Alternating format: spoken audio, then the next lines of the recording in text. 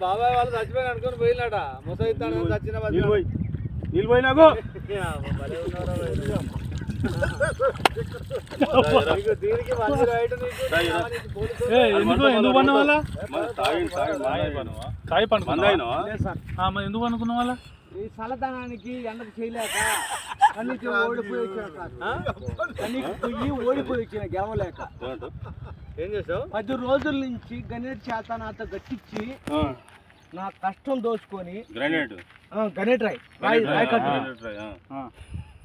నాకు అంటే డబ్బులు ఇచ్చారు కానీ శ్రమ